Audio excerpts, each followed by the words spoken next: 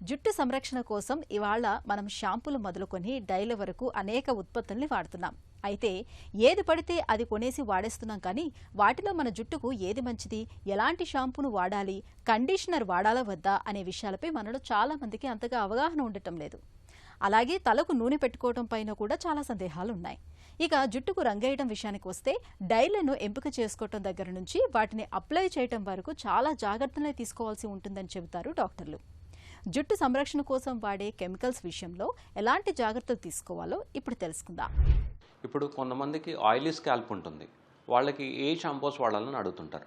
Oily hair ఉన్న వాళ్ళు వారానికి 2-3 రోజులు తప్ప మిగతా రోజులు చిన్నపిల్లల షాంపూస్ ఉంటాయి. దాంట్లో ఇంకా కెమికల్స్ తక్కువ ఉంటాయి. ఆ షాంపూస్ వాడుకోవడం వల్ల కొన్ని నెలల తర్వాత ఆయిలీ హెయిర్ తగ్గి నార్మల్ హెయిర్ రావడం స్టార్ట్ అవుతుంది. కొంతమందికి ఫ్రీజీ హెయిర్ అంటే రఫ్ హెయిర్ ఉంటుంది.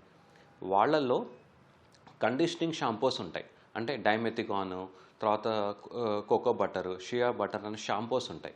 అవి ఇన్బిల్ట్ కండిషనర్స్ ఉంటాయి. ఆ షాంపూస్ తలస్నానం చేసేటప్పుడు డ్రింకింగ్ వాటర్ అంటే మనం తాగే నీళ్ళతోటి షాంపూ చేసి 2 నిమిషాలు అలా ఉంచి మళ్ళీ చల్లనీళ్ళతో వాష్ చేసుకుంటే ఆ ఫ్రీజ్నెస్, ఆ రఫ్ హెయిర్ తగ్గడానికి ఉపయోగపడుతుంటాయి.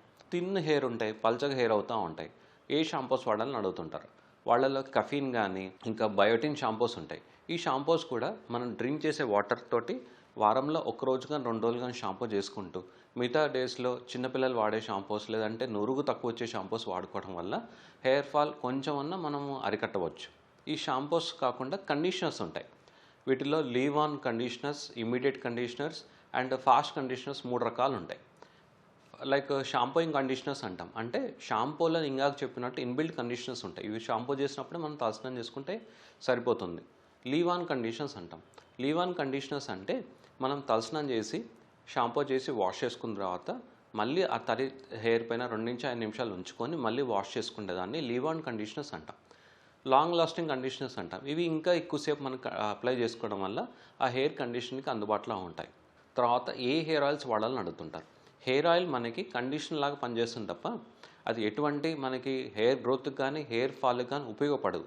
కానీ మనం హెయిర్ ఆయిల్ పెట్టుకున్నప్పుడు చిన్న మసాజ్ చేస్తాం చూసారా, దాని బెనిఫిట్తో హెయిర్ కొంచెం ఒత్తుగా అయ్యే ఛాన్సెస్ ఉంటుంది. అలా అని చెప్పి హెయిర్ ఆయిల్ అదే పనిగా గట్టిగా మసాజ్ చేయడం వల్ల హెయిర్ మళ్ళీ డ్యామేజ్ అయ్యే ఛాన్సెస్ ఉంటుంది. హెయిర్ కలర్స్లో చాలా రకాల కలర్స్ ఉంటాయి. పర్మనెంట్ హెయిర్ డైస్ అని, సెమీ పర్మనెంట్ హెయిర్ డైస్ అని, పెరాక్సైడ్ డైస్ అని, న్యాచురల్ హెయిర్ డైస్ అని, కెమికల్ ఫ్రీ హెయిర్ డైస్ అని చాలా ఉంటాయి. ఏ హెయిర్ డైస్ వాడాలి? Ammonia free hair dyes okay, కానీ పీపీడీ ఫ్రీ హెయిర్ డైస్ వాడుకోవడం వల్ల మంచిది. ఈ హెయిర్ డైస్ వాడేటప్పుడు కూడా దానికి సంబంధించిన షాంపూస్, దానికి సంబంధించిన కండిషనర్స్ వాడుకోవడం వల్ల ఆ హెయిర్ డై త్వరగా ఫేడ్ అవ్వకుండా మనకి హెల్ప్ అవుతుంటుంది.